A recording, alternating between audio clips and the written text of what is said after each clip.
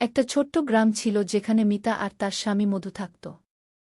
বিয়ের কয়েক মাস পর মিতা তার শাশুড়ির সঙ্গে এক বাড়িতে থাকতে শুরু করে।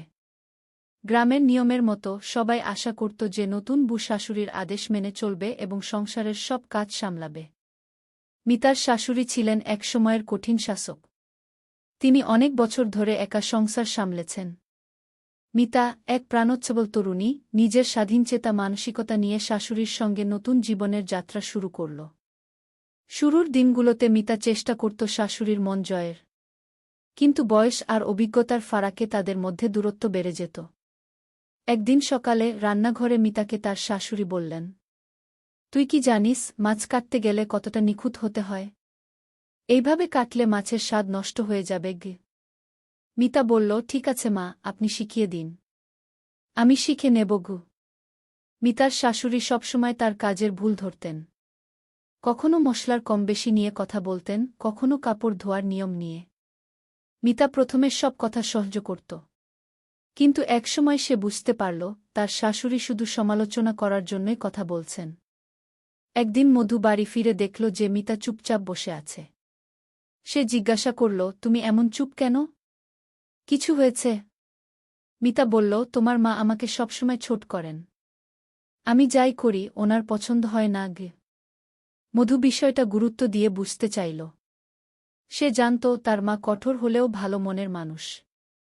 পরের দিন সকালে মিতার শাশুড়ি দেখলেন যে মিতা তার ঘরে একা বসে কিছু লিখছে। তিনি জিজ্ঞাসা করলেন, তুই কি লিখছিস?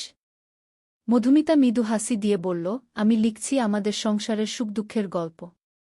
আপনি কি পড়বেন? এই কথায় মিতার শাশুড়ির মন একটু নরম হল।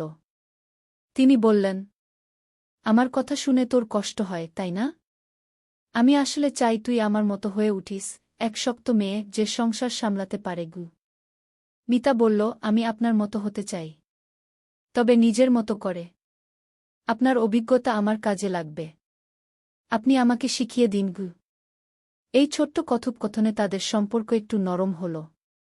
মিতার শাশুড়ি ধীরে ধীরে বুঝতে পারলেন যে তার পুত্রবধূ আসলে তাকে অবজ্ঞা করছে না।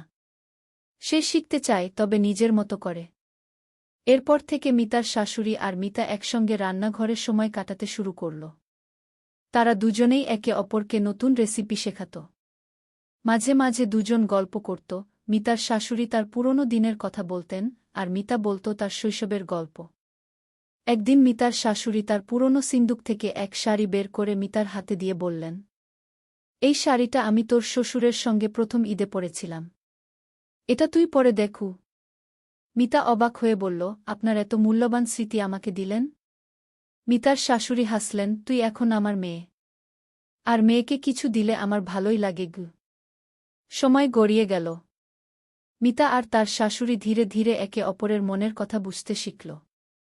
তাদের মধ্যে যে দূরত্ব ছিল তা ভালোবাসা আর বিশ্বাসে ভরে উঠল।